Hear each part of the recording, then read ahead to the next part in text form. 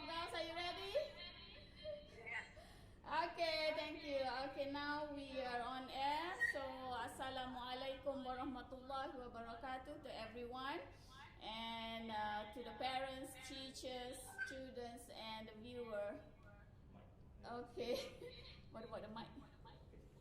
Okay, so according to Malaysian Education Development Plan 2013-2025, we are now in the third wave, whereby the school needs, excellence in and innovation, and increase the operational flexibility within the school itself. That's why it is very important for me and for the school out there to have this topic. It is very important topic for the school. AI for non-AI, and creating artificial intelligence STEMpreneur. And the other reason for me to have this is the ninth shift in Malaysian Educational Plan. That is a partnership with parents, community, and private sector at scale. So I would refer to the international research that found that school which engage with businesses, civic organizations, and higher education institutes enjoy the benefits that include higher grades and lower student absenteeism, right? So these reasons makes me, urge me to have a sharing session with the both of you expertise. So to start, let me introduce to the viewer. Our first panelist is Yang Mulia Professor Dr. Hajah Raja Suzana Raja Kasim, which is a Professor of Entrepreneurship, Coordinator MySTEM, Ambassador UMK, University Malaysia Kelantan, Faculty of Entrepreneurship and Business, University Malaysia Kelantan, City Campus, Penghalang Cepa, Kota Baru. And the other panelist is Associate Professor Dr. Ghous Bakhsh Narejo, Faculty of Electronic Engineering, NED University of Engineering and Technology, Karachi, Pakistan. Welcome to SKDH TQM, our program.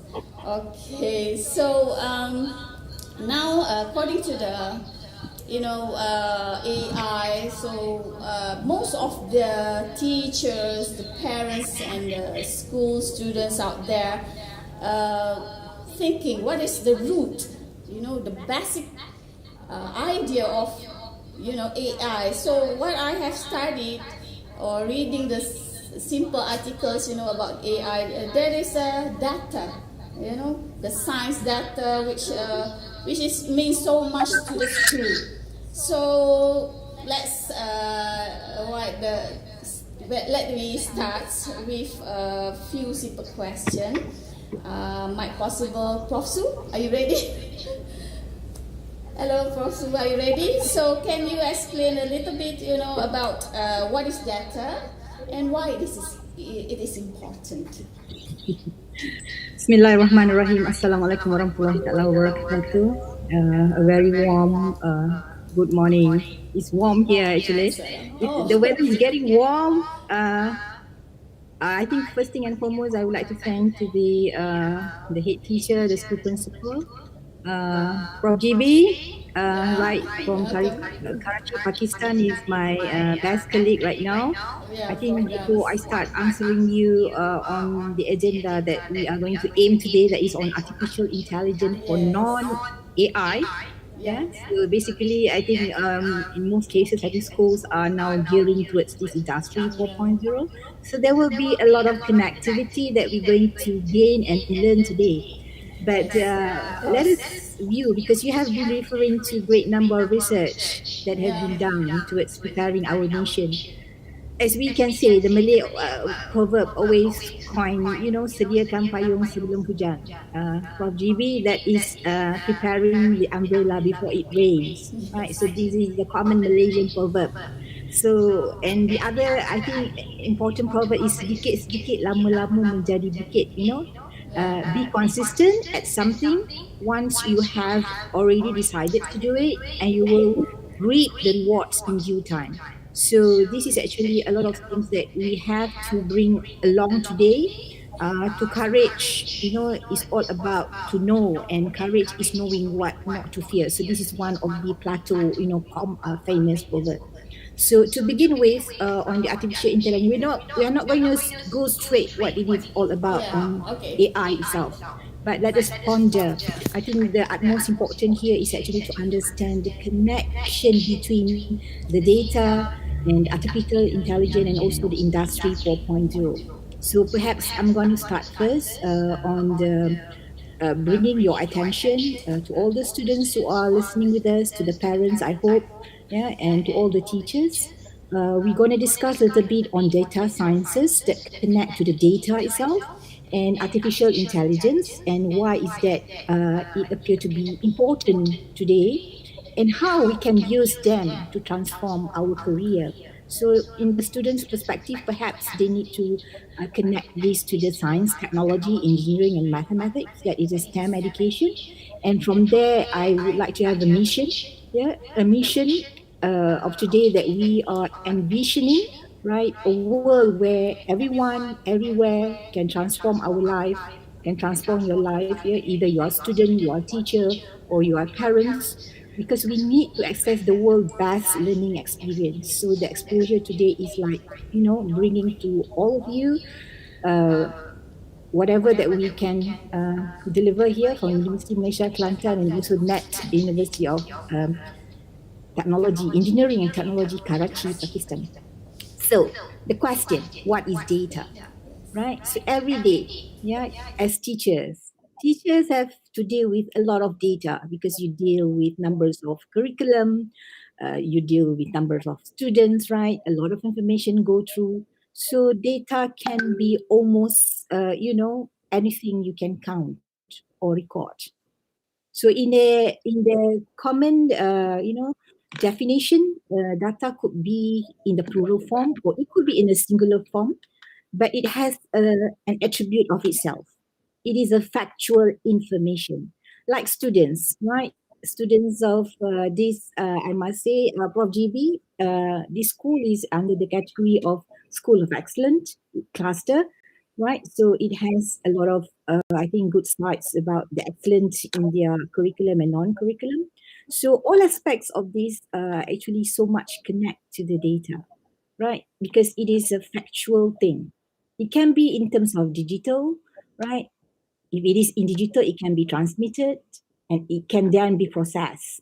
So it, at the end of the day, it can give us a lot of what do we call this, informative output, because we can do a lot of sensings if we connect that to a device. Like every now and then today, everyone has a mobile phone, right? So a lot of information and data are there resides in your gadget, because that offer you a lot of information that is useful, and sometimes it could be irrelevant too, and even you may face a redundant information, but all these appear to be like have a connection within one to another, and it can be processed, and that process will turn to become harmful.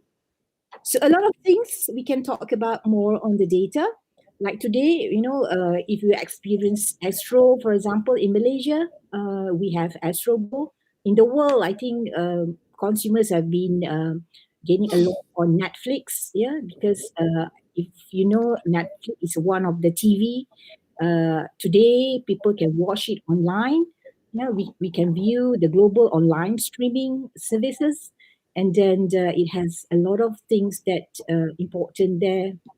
Even today during COVID-19 crisis, the education has been transformed to be delivered through the common media, that is television. So we still have things on the go. So that was a little, introductions about data um, to the teachers. Okay.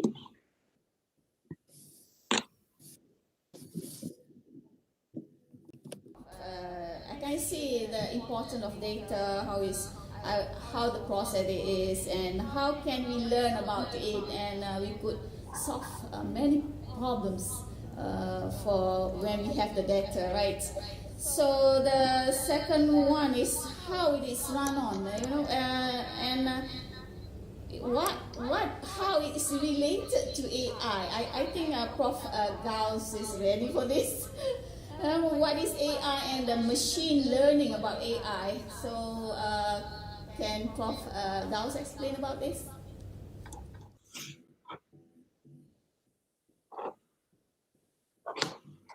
Prof. GB, I think the school would like you to connect data and artificial intelligence, and perhaps how does that runs?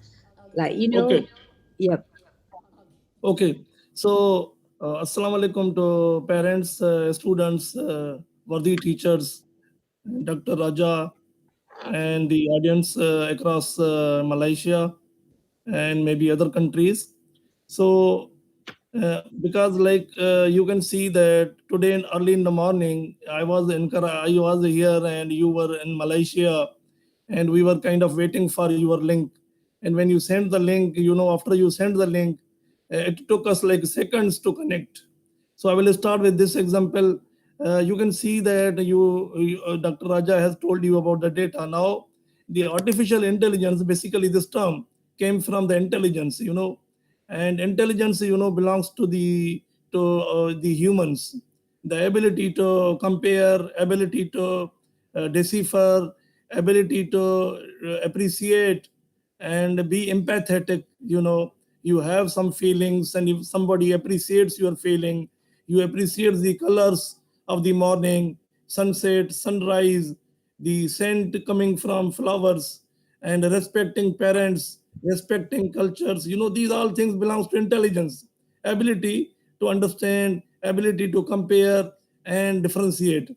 Right now, what has happened that with the development of this computers, that we call them as the machines in general, the development has reached such a stage where now the machines can now learn on their own. Okay, when machines start learning on their own without any supervision, without any interference, like a kid starts learning on his or her own, does not need teachers, parents always to macro manage. We as the parents, we as teachers just tell them the line, and then we said, okay, go ahead, self-learn, try to understand. So this is how the machines are doing now. I hope you understand. So artificial intelligence is a level where the machines, come work on data. Like a kid starts, we tell kid take first step, and other steps kid take on our own. And then we tell kid, okay, this is not good, please don't repeat. And then kid does not repeat that thing. So we as parents and teachers are the best people in the world to understand and appreciate artificial intelligence, because in our lives, in our school, as well as parenting our kids, we always see that kids actually appreciate us. Kids start learning, and we say, wow, look, the kid has learned this thing. So we this is how the machines are doing. And I hope you understand, the artificial intelligence is not fully functional yet. There are certain programs, we call them algorithms, which can learn fast. You can see this. There's the SIRI, and Apple and Google also have its own assistant where you speak and Google guides you. Google Maps are using artificial intelligence where they can help you reach. The artificial intelligence have come in our lives. We have apps which help us, the health apps which actually help us, and kids are using them. We are already using that technology. This is the only thing that we have to appreciate and understand. Why? Because somewhere from now, these kids will be in schools, colleges, and universities, and they will be playing responsible roles in Malaysia. And why not helping them because this is a disruptive technology. I hope you all understand, except for, kids, disruption comes and technology brings the disruption. Like mobile phones came and the landlines went away. Similarly, you can see the machines have come. So many things are changing. Mobile phones are changing our lives. So I hope I answered your question. Please go ahead. Uh, you you shall let me. Sorry, I cannot pronunciate your name, Miss. Teacher Hamida. Yeah. Yeah. Yeah, thank you. Another question for Prof. Ghous, whereby I understand that AI is similar to human brain, whereby it processes the data and the AI, the machine learns and make better decision over time. And you also mentioned about data collection and engineering. Where is number one for the specific use case? Can you explain further about how it is? Okay.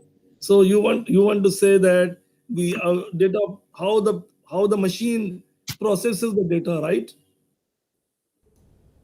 So, okay, the process is again similar to human brain, but it is our decision what we want to do.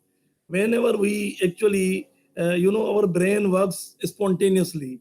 So Allah has made the brain in such a way that it can process so much data simultaneously. There are around 1 billion neurons in our brain, and they are working on different sets of data, and they are continuously working unsupervised. Means inside our brain, we don't need anyone to say, do this, do that, because there are a huge number of neurons. They have to work on their own. Otherwise, there will be a lot of time delay. And some actions are spontaneous, some actions take time, and this is to be done by brain. So for the machine to work as an artificial intelligence uh, under the program, we actually, what we do is we make program, and program is a set of instructions. So we first type it, and we what we do is we connect the data with the instructions. For example, we take a simple example that suppose kid has to brush his or her teeth before getting for the breakfast, right? The kid cannot go for breakfast before brushing the teeth, and kid has to be uniformed in order to go and reach the transport, and after that transport leaves for the school. This is a sequence, right? So, and kid learns it. First, we on the very first day in the school, we parents and teachers ask the kid, okay, this is the SOP, and because this is COVID era, so you have to follow the SOP, and we don't have to repeat it to parents and others because we learn very fast. So similarly, what we do is we give a set of instructions to computer, the processor or computer or mobile phone, whatever machine is. And then what machine does is, it replicates on its own. Machine actually then decides, okay, it is COVID era. Now what we have to do? Now we have to follow the SOP. Suppose it's a morning, machine knows that now, okay, there is this brush time before breakfast. After breakfast, I have to go reach the transport and reach the school without any time delay. So this is all done by instructions. For brain, these instructions come directly from, some part of it is spiritual, comes from Allah, and other part actually brain learns on its own. For machines, what we do, after we have a processor, a chip, we actually program it. And when we program it, we program it in a very modular way and flexible way, because you can see we call it semantics.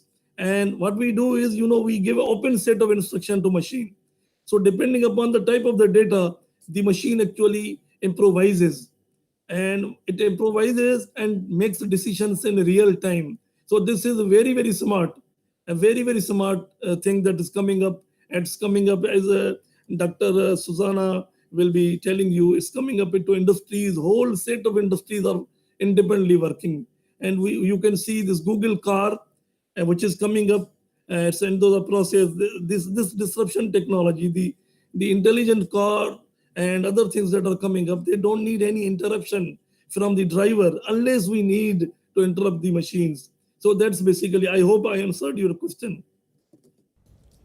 Okay, thank you, Prof. Ghous.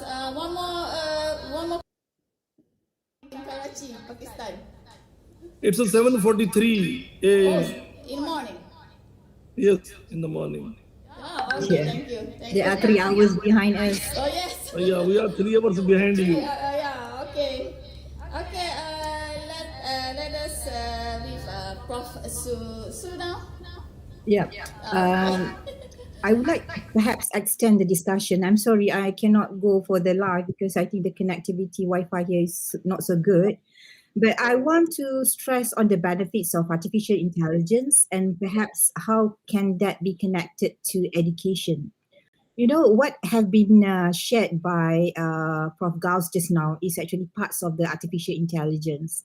Because I think one of the interests when we are actually coming up with the research on spiritual intelligence among Muslim, because I think none invention have been done in the whole globe about, you know, discussing on the spirit, whatever things that is going to be in good deeds among our faith-based Islam. Yeah, so we want to capture a lot of new things inside there on algorithm. So that could help to understand further about, you know, things that is beneficial in number of ways. So I want to connect this to the school, yeah, so that students can make themselves understood. We don't want to go too much into the jargon term of the artificial intelligence, but how can that benefit or artificial intelligence can benefit education, you know, because we need to understand today, parents out there, if you are listening, we just have to get ourselves prepared because numbers of jobs are getting more towards this data science activity. Yeah, so a lot of opportunity. We have to prepare our children right now. Even myself, I have 5 children. Yeah, so I just have to get themselves interest because they are so much into the gadget. They have been dealing a lot about the data. We don't want them to become consumer. Instead, we want them to be part of the data science individual behind all this. So to connect that to education, maybe AI can become a very good collaboration tool. Yeah. So one area of development of AI in education, I think teacher has been looking that for quite some time already, how AI and teachers might collaborate. So specifically, perhaps here, I think it can be applied to various tasks. For example, like what we are doing today, streaming line, Prof. GB has mentioned, just one click of second, we can connect to Karachi, we can connect to, you know, other parts of the world. And these are all increasing our efficiency. Yeah, particularly when we talk about schools, curriculum, for example, all the administrative activities, you know, we can connect to the, you know, have a lot teachers, they can free up their time, so the extra time can then be used to increase our understanding. Like what we have today, our session is to get a good overview about how AI can bring about individualized learning, for example. Yeah, so we can do a lot of personalized attention because we have ample time to do, and a lot of mentorship to each of the students, so they can make use both of the machines. Yeah, because we can program the machines to work on that, and it can improve education outcomes to the students. And considerably, all teachers perhaps is facing a lot of tasks, a lot of volume of work to be done. For example, marking student assignments, test paper, name it. I'm like doing this heavily right now too. So here AI can play the role. Yeah, so it can be used to automate these activities. This is already possible for multiple choice tests. And perhaps in future development, it could bring about greater capability here because it helps teacher to free up their time for actually teaching. So AI can perform that. Perhaps one step to another, we can gradually do this at SK Dato' Hashim. Yeah, Teacher Hamida.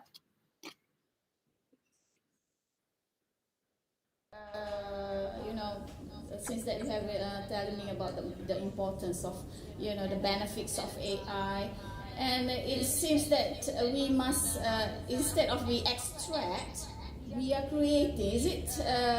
Can you explain further about? about perhaps maybe I don't know. I'm kind of like very keen to work along with disabled students, for example, right? So we can use AI for making classroom available at any point of time because perhaps they have problem due to their disabilities. An example, for example, the application of AI to learning this ability, we can take that as part of a tool. It can become like presentation translator. Now, when we are talking like this, right, it could have, normally we can see individual present physically to translate, but AI can do that better. Yeah. So in fact, the subtitle presentations in Microsoft PowerPoint, for example, it can be done in real time based on what the teacher says. So, because it will take a while for some student to digest what we say. But when we have all these subtitles below whatever we, are talking, so it would make our, deliverable more clear and more, accepted to the students to understand. So there are many reasons that a student might not be able, perhaps, to get into the actual classroom, like what happened today due to COVID-19, right? So all this we give a lot of opportunity for AI to come in and become part of the technological developments that would help up the educations and make it more accessible, regardless of who the students are, and even parents can also monitor. So yeah, maybe for GB you can extend, what are humans good at, and how can AI imitate those? For example, can AI become creative? Can AI become empathy? Because they are machines, right? They don't have this element of, but we can transform that process because they can imitate the human brains, the human feeling. Yeah, we heard about Sophia robot, for example. Yeah. So can you perhaps like maybe share with the school how we can go about that better? Yeah. Okay, so I think, in my opinion, it's not impossible to create empathy, to create a spiritual appreciation in machines, the AI, because AI is programmed. This is one myth actually in social media around the world, that people think that machines are taking over and they are kind of a threat. I don't agree with it. Machines and AI is human assistant, and they will help us in our daily lives. So this AI is already helping us. You can see machines are already in our lives. We cannot now block them. So the good thing is now the machines can learn empathy. They can appreciate the values, our cultural values. The only thing is, we have to program them, and we have to program them intelligently. And this is being done by people already. And during COVID era, there were so many programs that came up, and we saw that the patients, doctors, nurses, medical staff, governments, they all worked through it, and this really helped doctors. And you can see the vaccine came. This is one big example that machines can be empathetic, because this whole research was done through machines, and the machines were actually very actively involved into it, and humans use them for assistance. Similarly, for our religion, culture, and the society problems related to social sciences, ethics, morals. This can really help people in a lot of. And one good thing about machines is they can help us reduce in our space, specific time that we need to focus on other things. These routine jobs, they can be done by machines, while we can actually focus on more qualitative and advanced planning and strategies. Like Dr. Raja told us, that PowerPoint can be connected with this speech, and the parents can also, and the students can be helped while sitting at home, and going through these presentations. Whole set of books, they can be read by machines for you. Machines can even through the text, they can develop the summary from the stock exchange, business transactions, our daily lives, and give us a very important summary in the morning. Machines can help advocates, the courts, they can help people like doctors in reading the patient history. The machines can help the principal of the school, head miss of the school to go through the students' marks and give you a qualitative advice and about the specific issues with the marks. Because when humans work, there are always some issues. So whole set of the mark sheets and the personality profiles of the kids, and these same things they can help a lot in managing the school and managing the kid to be appreciative and of the culture as well as the new technologies coming up. And that after that the kid, when he or she grows up and reaches university, he will not be shocked, because when suppose I come to Malaysia, okay, and I come to your country and it's a culture shock. Maybe it's not so big, but when you go to US or Europe and or Russia, being from Pakistan or Malaysia, you are certainly and suddenly exposed to a new culture. So, exposing yourself to artificial intelligence and machines, all of a sudden, it's a culture shock. I would call it culture shock from my own. So my perception is, the only damage that we are doing with the innocent people is we are not exposing them to machines. And then, suddenly when they are exposed, these sort of things come up with the kids. They are like parents complain that the students are or kids are always with the machines. This is, I'll call it, because the machines should be introduced with the kids, parents, the teachers in a natural way. When they are not introduced in natural way, there is certain shock that is coming up. And then there can be these responses like, and the people don't know how much time and what they have to surf on machines, on mobile phones, and how we can use it. So we have to educate people. This is like a part of education. What is on Facebook? What is on the YouTube? What we can learn. So I hope I answered your question, Dr. Uh, Shalimi. Okay. Sorry, I just Very much, appears, just very appears good. in your It's name. a very wide, in-depth explanation about the AI. Thank you, thank And you. okay, Prof. Ghous, thank you so much. And I understand that we are now forcing ourselves, like we are exposing, Yeah, to what Professor Ghous said, yeah, within the cultural, within the economy, within the technology, within all in our life now, AI, is it? So for the, I want to end my session today. So at the end of the session, I want both of you, Prof. Sue first, your hopes towards developing knowledge and skill of AI and STEMpreneur. Prof. Sue. Yeah, at this juncture, I think what is most important is actually to bring the understanding of, the nation. And what more now we are in the academic line, our role is to make sure that students understood that we are living in a digital age, right? So the impact of all this ICT is felt. And then it's felt because we use the data every day in our daily life, from financial service to academic line to social service, education, health. As you enter the car, you open up your what do you call this? Direction, right? For example, if you get out from your car, you enter your house, there could be a remote control whatsoever. So all this is affecting our life. So I think at this juncture, let us be